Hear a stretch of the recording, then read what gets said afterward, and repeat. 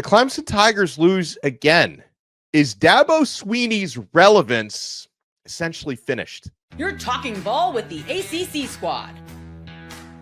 From Florida State to North Carolina, from Syracuse to Miami, and from NC State to California, it's the local experts of the Locked On Podcast Network bringing you scoops, breakdowns, and the most comprehensive preview of the upcoming ACC weekend.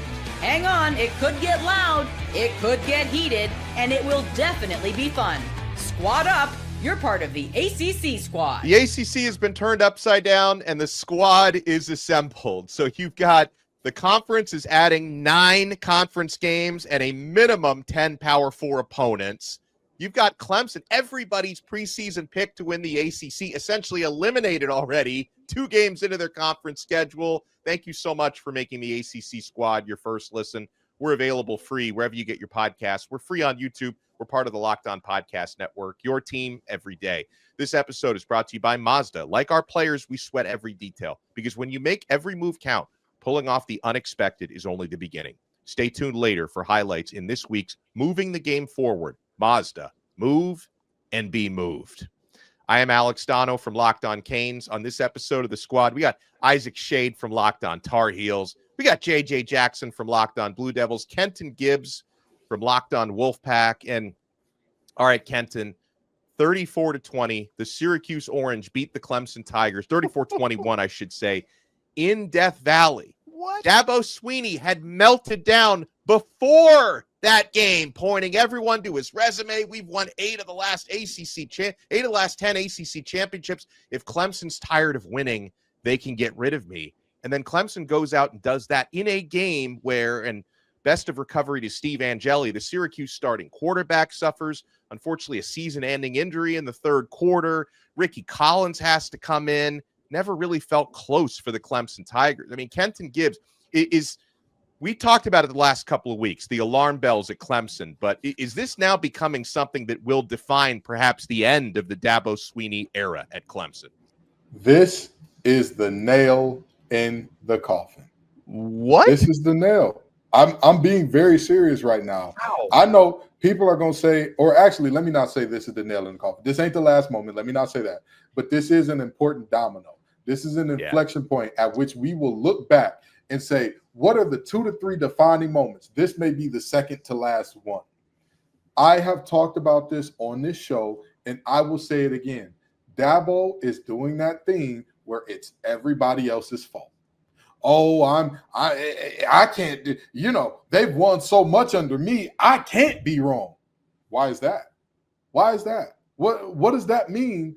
Yeah, they won a lot under you in the past. And what does that have to do with what you are doing right now? This is the ultimate lack of accountability. You are supposed to be held to a different standard, and you should enjoy being held to a different standard. When I was a kid and me and my sister got the same GPA and my mom would be up my behind about it, but she would tell my sister, good job. I didn't understand it because I was 8. I didn't understand the mismatch of expectations, right? Now that I'm 30, I get, my mom saw your aptitude for success academically is higher than that of your sister. That's the expectation. There's a difference. Same thing is happening. I feel like your sister just caught a stray here somehow. No. My sister is the first person in this episode. My sister is the first person in our family to get a master's. So for all of the lack of academic success she had when we were kids, she found a way to get more degrees than me. I just got a bachelor's. But the reality of this thing is simple. Dabo is sitting here and he's shown we can be more successful. They're being less successful. They're 1-3. They have not beat a single Power 4 team all year. And here's a more interesting part. They trailed by double digits in every single game that they played against Power 4 teams this year. And they were down double digits against Troy as well. So they were down double digits in every single game they played this year. And we're the problem, Dabo. They were down by 20 points in this game. It was 34-14 for the third quarter, basically.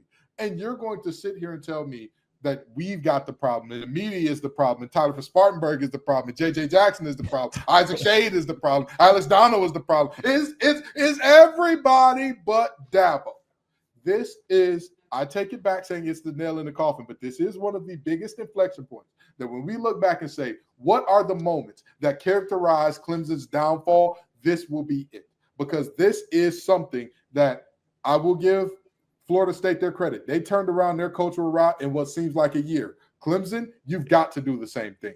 Clemson, you've got to come back and say, this is who we are. Everybody holds themselves accountable, starting from the top and working its way down. But when the man at the top, it's always everybody else's fault. And he said, well, Isaac's kid missed a kick last week in his soccer game, and you're talking to me about winning at Clemson? Don't nobody give a damn about that soccer game, with all due respect. Yeah, and it's always been a thing about Dabo that's rubbed me the wrong way. Like, I remember, covering 2 years ago when Clemson came down to Miami and they lost a really close game. Cade Klubnik, took off and ran when he was supposed to throw. But then after the game, Dabo Swinney threw him under the bus. Like, it was like, man, okay. Like, I even if it really was his fault, I'm not used to coaches immediately saying, oh, yeah, this is exactly what that guy did wrong, and he cost us the game. And that seems to be his personality, is to not take accountability and to, in my opinion, I'm no psychiatrist, but he comes off as a narcissist to me. And remember the bubble screen on 3rd and 1 against Florida State that same season, when they said, what happened? Oh, we should have never. I don't know why our coordinator called a play to put him in that position. This has been bubbling under the surface for a while, but he had talented enough players to cover it up. Now that that's starting to not be the case and that talent is starting to be equal level with everybody else, it's starting to be the case. But I'm going to be quiet now because I'm going to let somebody else talk, because I've talked enough about how Dabo wants to distract from his failures. First off, here's the good news. Clemson's not going to lose this weekend, so they can rest on those laurels, because they literally are off this weekend. And then here's what's kind of funny. The next Saturday, October 4th, they're headed to that little picture right over my shoulder there, Kenan Stadium, where they're going to play Bill Belichick in North Carolina. That's a slump buster right there. Sorry, Isaac. So there's a slump buster, because we've seen what the Tar Heels are. UCF. Wow. Anyway, here's my question for us. There was the string of phenomenal quarterback play for Clemson through so much of this. How much of it is on Cade's shoulders? But like, if you put Trevor Lawrence into this lineup, does it change things? That's what I've been trying to think about. Like, is it solely on, like, we're not doing it? Is it solely on, right? Like, think about how just insanely dynamic the Clemson defense has been for so many years of their greatness. Where from a player personnel standpoint do the biggest issues lie? Or is it above them and it doesn't matter what the players are doing? Does that make sense? I mean, I'll start with the line of scrimmage on both sides has not been nearly what we thought it was going to be for them. They're supposed to have the best defensive line in the country. Because I'll say something, like, you bring up Cade Klubnik, and obviously he's no Trevor Lawrence. He's no Deshaun Watson. He's not one of those guys. But then at the same time, 2024, Cade looked like he was, not necessarily those guys, but like in that conversation. Like, he had a really good year last year. I don't know what happened this year. Yeah, and even going beyond that for just a second here, you want to talk about it, even if you insert Trevor Lawrence. Clemson is going on an unheralded streak, or on a laughable streak, in a way that is not positive at all. Clemson has been known to produce defenders that make all ACC and are the ACC defensive players of the year after year after year. Right now, under Dabo Swinney, they're on their longest drought of not having a player be defensive player of the year. They're going on year 6, and it's not going to be a Clemson defender this year, which means it's going to make 7 years straight of no Clemson defenders winning ACC player of the year. Now, for reference on why that's important, this was an actual stretch. 2019, Isaiah Simmons. 2018, Cleveland Farrell. 2016, Ben Boulware. 2014, Vic Beasley. And 2010, Daquan Bowers. So that's the type of stretch and type of fall off we're looking at in terms of defenders performing for the Clemson Tigers. It's Trevor Lawrence, it's Deshaun Watson, it's Taj Boyd, it's Kelly Bryant. I mean, there have been quarterbacks who don't even live up to NFL billing that have helped put Clemson in a good spot. When you look at a team that struggles, I think you first and foremost go to that quarterback position. So fair or unfair, you've got to start with Cade Klubnik, who all of us believed would be one of the top quarterbacks, not only in the conference, but in the entire sport. NFL GMs were starting to get excited about what this guy could be at the next level. And it's just wild to think about how far off we are. The other thing that was a little surprising to me about Saturday's game too. There was an hour and a half weather delay during halftime. You're still down 10 points. How much more time do you need to find some way to rally your troops and try to let them know the weight of this? Like, we are staring 1-3 we're staring at it. You don't get those opportunities often. Typically, Kenton can speak to this as a former player. Halftime, you're in and you're out.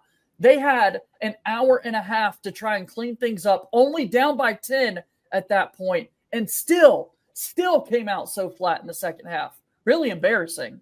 And we were chatting over the weekend, fellas, like in the midst of games in our ACC hosts chat, and Jackson was saying those exact things. Obviously, we wish he was here today to be able to dance on Dabo's grave a little bit. But good grief, you could tell he was worried about that exact thing, JJ, that you just talked about, and clearly it didn't matter, even with their quarterback going down in the third quarter. I mean, it's crazy, y'all.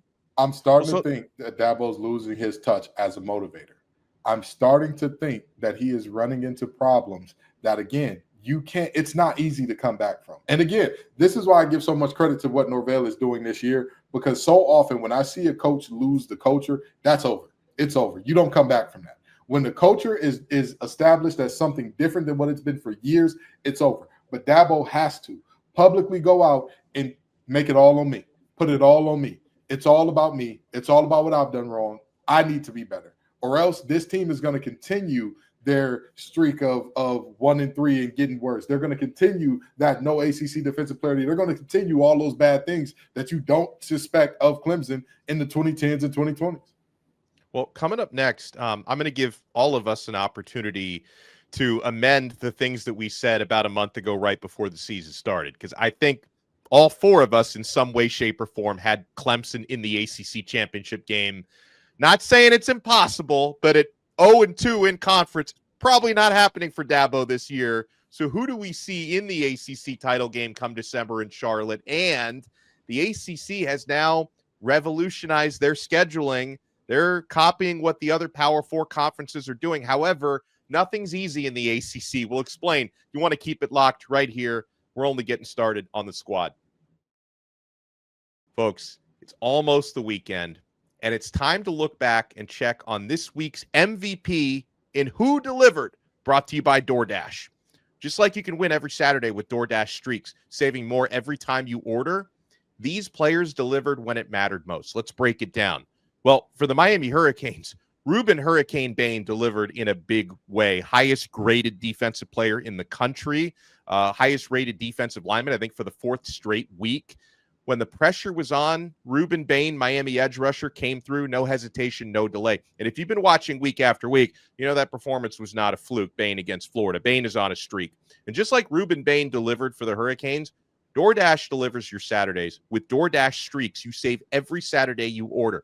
Stack it up all season. You could save up to $250, including $100 in DoorDash credits. Order this Saturday. Keep the streak alive. Fuel your game day only with DoorDash. Terms apply. Promo period goes through November 18th.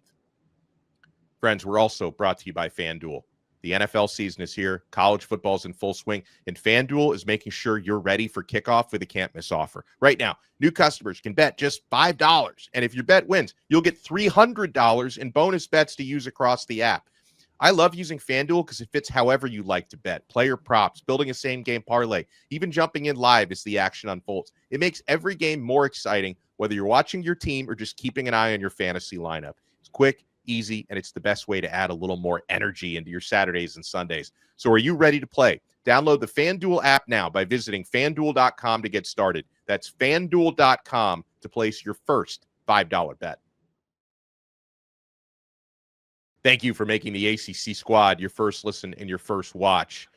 All right, so JJ, I'll let you buy the first round on this one. Now that we've seen what we've seen, and Clemson is like close to being mathematically eliminated from the ACC championship game, who do you think are going to be the two teams that match up in Charlotte come December? Yeah, I definitely was one who thought Clemson would be one of those squads that would be not only winning the ACC, but I was going as far to say this is a team that seriously could go out and win a national championship. I think if we go back to those preseason predictions, I had Clemson in Miami. Still feel good about what Miami's shown so far. And then I think you got to stay in the state of Florida with what it's looking like right now. To me, through the first 4 weeks of the season, the two best teams in our conference have clearly both resided in the Sunshine State when you look at Miami and you look at Florida State. For me, guys, I'm with you, JJ, with what you said, but guess what? Not this Saturday, but next, those two teams that you just mentioned played each other. Yep. And to me, this is going to be a scheduling quirk that's going to decide the other team. It's one of those two. Right now, I'm going with Miami. I think they look better than Florida State. But let me read to you boys the rest of Georgia Tech's ACC schedule. Please do. At Wake Forest versus Virginia Tech, at Duke versus Syracuse, at State, at Boston College, hosting Pitt, and then UGA, which obviously won't matter in the ACC standings. So because of the schedule that the Yellow Jackets have in front of them, they're in a good spot. In my mind, they got to run the table to do it, because I don't see Florida State and Miami, whichever loses that game, unless they trip up, losing another. So if Georgia Tech does what they should do, and again, we looked at it the other week, and if I remember correctly, they're favored in every one of those games. It's going to be Georgia Tech, and I'm going to go with the Canes beating Florida State and then also getting into that championship game. Dono, the diamond tester is going to come out in a couple weeks. Sure. It's going to come out in a couple weeks, because I think it's a chance that Florida State chain fake. I know everybody's going to say Florida State has looked fantastic and all those good things. They blew out Bama. That's a Bama team that dominated everybody since then. But who have they actually dominated since then? In terms of the mighty Kent State, whatever they are. But that's what I'm saying. Yeah. Bama ain't played nobody. Neither have they. And you can say Yeah. Wisconsin is somebody. Are you sure about that? Because Fickle is almost unanimously voted as one of the hottest seats in the Big Ten in Wisconsin. They're trying to sue to keep players part of the program. Donald knows that intimately well. So they've got some problems up there. But here's the thing. I'm not saying that Florida State has no shot. I'm just saying I want to see them up against a team that I think is really, really good, because I had a feeling, I believed that Bama was going to whoop the wheels off them, but I didn't think that was going to say much about Bama. It just turns out I was wrong about how good Bama was or was not, but that is still to be seen. But like you said, Isaac, the wreck is rambling. Haynes King is scrambling. Georgia Tech is moving their way to Charlotte. They are going to be in the ACC championship, not just because of the schedule, but because they have the two things that travel: a run game and a defense. That's right. Those are the two things that you need when it gets late in the season, when it gets rainy, when it gets nasty outside, when it gets mucky, when it gets cold. You need both of those. And they have both at a high level that they've shown off multiple times against Power 4 teams this year. I got Georgia Tech and Miami in the ACC championship. Yeah, I agree. But like a part of me, I would love to see Miami versus Florida State twice. And that's Jim Phillips's dream matchup, because that would make you a ton of money if that was your AC. They've been waiting more than 20 years. They've never gotten that ACC championship game. Like, that would be probably the biggest thing for the conference. But I'm with you guys on thinking I'm going to take a leap of faith on Georgia Tech this year. Like, I just think that they're a more complete team than they've been the past couple of years. Past couple of years, they've always shown up for the big games. And I know that. They beat Miami 2 straight years. They took Georgia to 8 overtimes last year, but they tend to slip up in some of the lesser games. But their schedule is so lesser the rest of the way this year. And I feel like the same way I feel Miami's built a little different than it's been the last couple of years. I think the same about Georgia Tech. So I'm going to go Miami versus Georgia Tech in the ACC championship game. All right, so the big news in the ACC this week, fellas, is the move up to, and the SEC just announced this weeks ago that they're going to 9 conference games. The Big Ten and the Big 12 already do it. The ACC is following suit. It was announced early this week. The ACC is going to go to 9 conference games, which it's fine. I guess everyone else is doing it, but I like the fact that the ACC, and you need this when your conference is not as strong as a couple of the others are, that Jim Phillips is mandating that you have to play 10 Power 4 opponents. So in addition to your ACC schedule, you can't do like what the Penn State and Nittany Lions are doing this year, playing a bunch of junior colleges outside of their Big Ten schedule. You have to have an extra Power 4 game. The SEC mandates the same thing. But here's what makes a 9-game schedule a little more complicated for the Atlantic Coast Conference. Like, nothing's easy with the ACC. It just means less, I guess. So because there's 17 football teams in the conference, not 16, not 18, because there's 17, you can't mathematically have all 17 teams play 9 conference games a year. So the way the ACC has to do this is one team per year, rotating basis, is only going to play 8 conference games, while the rest play 9. I'm yet to see it written anywhere how that's going to work, if there are tie-breaking scenarios. Like, I feel like this is going to be opening Pandora's box if it comes down to it. But the ACC will have 16 teams, and Kenton, I'll let you buy the first round on this one. 16 teams will play 9 conference games. 1 will play 8. Well, I'm sorry, but we don't have 16. We don't have 17 teams. We have 18 teams in the ACC, right? I mean, the ACC tip-off, there are 18 teams represented there, right? Yes, that sounds factually correct to me, Kenton Gibbs. Oh, okay. So what's going on here? Oh, that's right. We still giving Notre Dame all of the milk without having to buy the cow. Hey, listen, I get it, Phillips. I get it. You want to have these agreements with Notre Dame, and you think if you're favorable to them, everything will work out. Y'all remember the COVID year where we gave a bunch of Notre Dame players, any Notre Dame player that was decent won a postseason award that year. Even if players that played their same position were statistically better in every way. I'm looking at you, JOK and Peyton Wilson. I'm looking at that, but that's neither here nor there. I'm saying this to say, at some point in time, you have to lock down Notre Dame into a firmer commitment, or at least saying, hey, you all are going to count as an ACC game now. Even if you don't want to join, we don't care. We have to do this because mathematically it hurts us to not have you in. Mathematically, we have to work out some wonky stuff in tiebreakers, and it's going to end up like it was on Friday Night Lights, where we're flipping a coin to see who goes to the ACC championship, and whichever 2 teams get the same, if it's heads or tails, whichever 2 teams get the same one, they go, and whoever is wrong is out. We don't want to do that. So Notre Dame, get your tail in here and commit to playing more of our guys. How about it? Because at this point in time, this is an embarrassment to the conference that we are imposing this. Hey, you've got to play non-conference games, and we're taking it a step further than everybody else. You're going to play 10 Power 4. I love that, but we're still at odds, and we're still going to have to figure out some potential weirdities or oddities here because we don't have that 18th team, when in reality we do. They're right there, and they've got agreements to play multiple teams in our conference. Hey, shouts to Booby Miles and Mike Winchell and Friday Night Lights. That's great stuff from KG. There's also, we've got the wrinkle of several of these schools in the ACC thinking Clemson, thinking Georgia Tech, thinking Louisville, and who's the fourth? There's another Florida one State. Florida State and Florida. Yeah. Has a non-ACC rivalry game Thanksgiving week, basically. And so that is going to be their 10th. But several of these schools, like Clemson, who just signed this 12-year agreement with who was it again? Oh, Notre Dame to play. And so that would give them 11 games. 11 games for Clemson. That's not something that has got to give. There's all this. We're already seeing SEC schools cancel some of their scheduling agreements they've made because of this new rule. And so, I think there's a lot more to be done and ironed out and figured out here, but it just felt like we got to rush to get this figured out and announced so we can say it, even if we don't know what the crap we're eventually going to do. Something's got to give. I like the Notre Dame call, but we'll see. It's a weird thing, boys.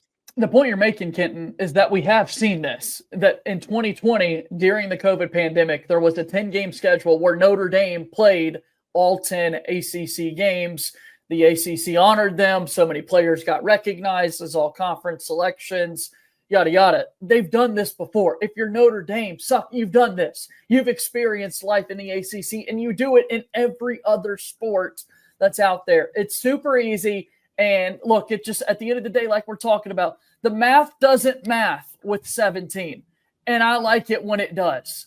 And so let's figure out a way to make this 18 teams within the conference so that you can commit to that 19-game schedule. Otherwise, they're saying, 16 teams will play 9 ACC games. Somebody's only going to play 8, but then they'll have to make up for that by making sure they have at least 2 Power 5 games. If we can get Notre Dame just to suck it up and join a conference that would help them out and benefit them, all these problems are for naught.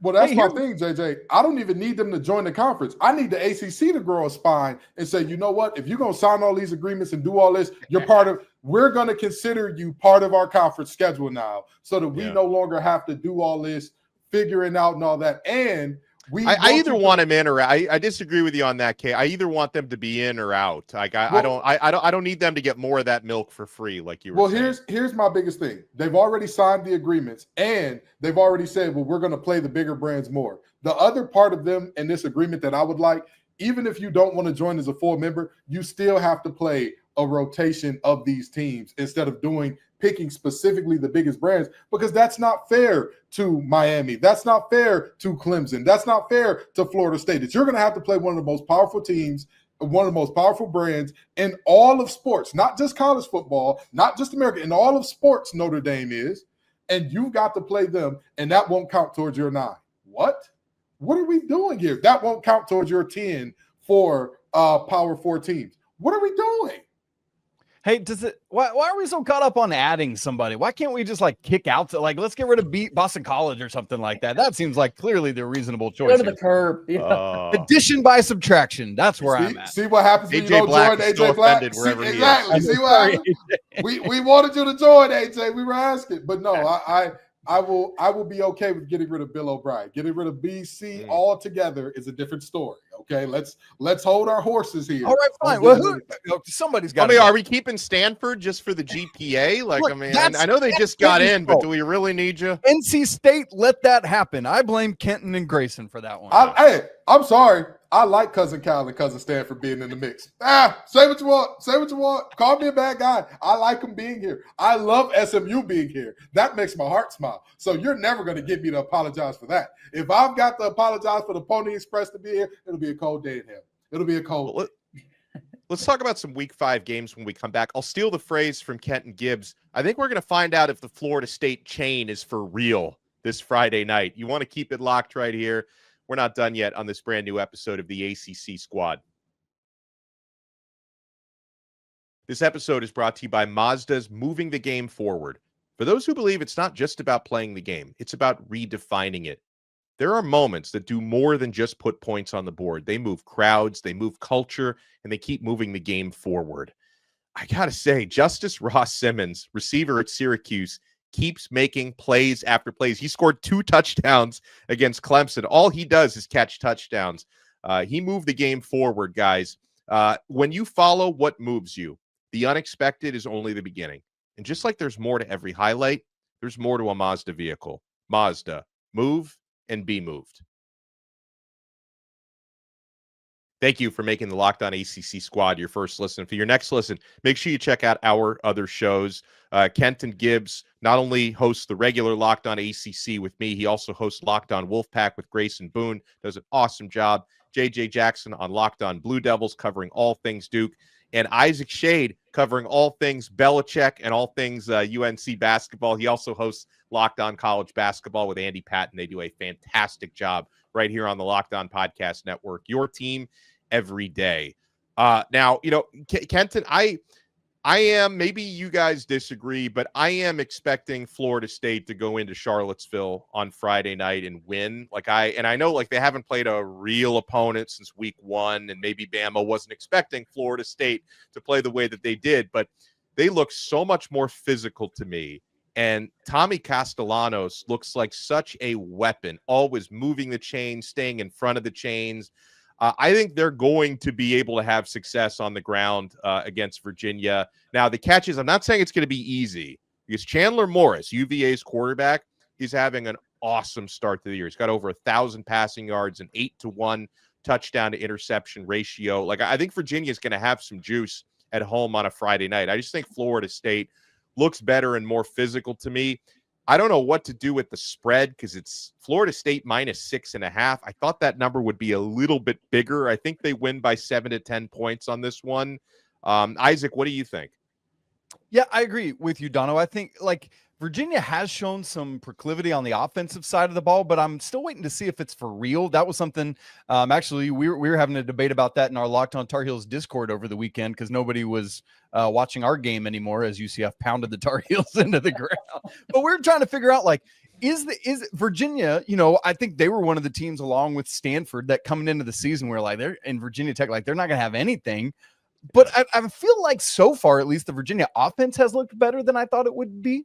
But this is, I think, a moment where we find out if that's true or not, right? Like, what's going to happen in Charlottesville at home with Florida State coming to town, wanting to, I know Florida State's 3-0, but this is their first ACC game. They're wanting to continue to prove that last year was an anomaly. And so I'm with you. I think ultimately they come in, and I'm not much of a betting man, but if I was, I think I would take Florida State to win outright here on the road and definitely cover that 6.5.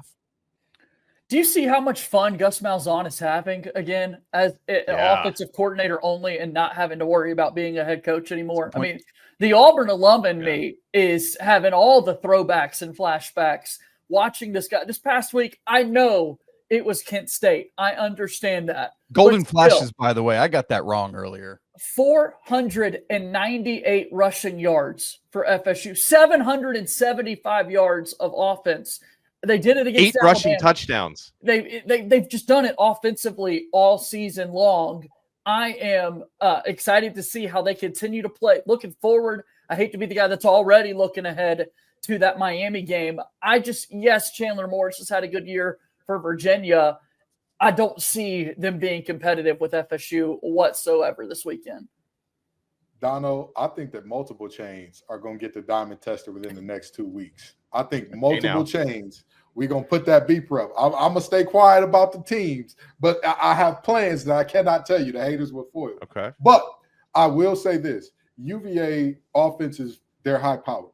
They keep the sticks moving. They got one of the best returners in the conference as well. They're an offense that is going to keep this game close. The question for me is, what is Florida State's defense about? I think that's what you're going to learn in this game at a high clip. Their offense, Gus Malzahn, when you think about Tommy Castellanos, he was a Gus Malzahn recruit at UCF. He was made for this system. He was made for it. So I will admit I was wrong about the fit and whether or not they get it clicking right away, because they've gotten it cracking like a bad bat in this one. Off the back, they have gone right away and run the ball and move the chains as they wanted to. I do see them winning this game. I'm not sure if it's going to be as lopsided as you originally thought, Dono. I do see them winning, but I see it being by somewhere between 3 and 6. I think Virginia covers. Oh, I like that. Yeah, go ahead, Isaac. Dono, I was just going to say the game I'm most looking forward to in the ACC this weekend is the smallest point spread of ACC versus ACC. The smallest spread of any ACC game is Stanford only favored by 2.5 against San Jose State. Anyway, that aside, the smallest spread in an ACC game is Louisville on the road at Pitt. They're favored by 3.5. And Dono, you asked us in the last segment about our ACC championship teams, competitors. I remember back to that episode we did preseason where I believe Louisville got a couple votes for that ACC championship game. Yep. I feel like I might have even added them in alongside Clemson. Louisville's 3-0. They haven't played an ACC game yet. They got to go on the road, go up against Eli Holstein. I'm really interested to see what is Louisville on the road, because if they want to make any ACC noise, I think you got to start this weekend, obviously, because we got Georgia Tech looking good, like we already talked about in the schedule they have. Haynes King's got to stay healthy. We've got, the Florida State of it all, the Miami of it all. If Louisville wants to be a competitor, I need to see it on Saturday at noon Eastern on ESPN2. And let me add to that, and I've said this to Kenton a few times on Locked On ACC. I have no idea who Louisville is yet. Yeah. Like, I know who they should be, because I was pretty stoked for them with the Miller Moss pickup. We've seen what Jeff Brom has done with quarterbacks in the transfer portal the past couple of years. We know what Isaac Brown and Duke Watson are capable of. But, in the one, like, not even that difficult game, but in like the semi-real game that Louisville has played so far, they didn't look very good against James Madison. The 28-14 final score, not as close as the game, or not as, a lot closer than the final score would indicate. And Isaac Brown had to break off a late run to really put that game away. Like, that was a little bit dicey for them. So I just don't know. Like, if you're talking about finding out whose chain is real, maybe the Louisville chain is. I just don't know based on the 3 games that they played so far, the other 2 opponents being complete cupcakes, and they had a bye week last week. So I think you're right to bring up this game, Isaac, because this is going to show us against a tough Pitt team and a tough Pitt defense. It's going to show us who Louisville is. I agree to an extent because Narduzzi shows us a tale of 2 cities in coaching form every game. He shows you some absolute defensive mastery, and then all of a sudden his offenses forget that their objective is to move the ball forward. I mean, the loss against West Virginia, there were times where their offensive ineptitude was so bad, you were legit wondering, like, who's calling plays? Why is Desmond Reed not in the game? What is happening with this offense time and time again? And so it's and the worst part about Narduzzi is it's not just the offense either, because there's oftentimes that series or 2 where you get 2 to 3 straight pass interferences against their DBs because that's the style that Narduzzi plays. It's aggressive. It's in your face. That's kind of how he does things. So I'm very intrigued to see how that game plays as well. One of the best backfield tandems in the nation in Brown and Watson going up against the Sharks, Kyle Lewis and company. What's going to happen? Eli Holstein, can he return to that magic? He has not recaptured that magic from pre-injury last year yet. He just hasn't. Can he do it against this Louisville defense that, with all due respect, they had 2 quarterbacks, a quarterback that only came in the game to throw the ball that was moving the ball somewhat effectively down the stretch against them? That's a big question mark for Louisville. So I'm very intrigued by that game as well. By the way, here's a quick note for you guys. Both Isaac Brown and Duke Watson. Duke didn't play in their last game. They're both questionable heading into that game on Saturday. Like questionable. It could mean 50-50 that they play. At least one of them will play, but that's something to look out for. Ruh-roh. If neither one of them are available, I'm taking Pitt and whatever points y'all put down on it. Because with all due respect, I don't think Miller Moss can get it done. I like Dakari Collins. I like Bell. By the way, Dakari Collins transferred out of NC State, found himself a great landing spot at Louisville, and I love seeing him make plays over there. I'm not sure Miller Moss is that type of guy that you win because of. And I don't think that they have the weapons outside of those 2 backs that can make this situation when we're, hey, Miller, just don't kill us and we'll win this game. Well, we appreciate everyone's time here, as always. Make sure you check out Kenton Gibbs and Grayson Boone on Locked On Wolfpack. Check out Isaac Shade on Locked On Tar Heels and Locked On College Basketball. Check out JJ Jackson, Locked On Blue Devils. Check me out on Locked On Canes. Kenton and I also host Locked On ACC. We'll talk to you all next time on another episode of the ACC Squad right here on the awesome Locked On Podcast Network. Your team every day.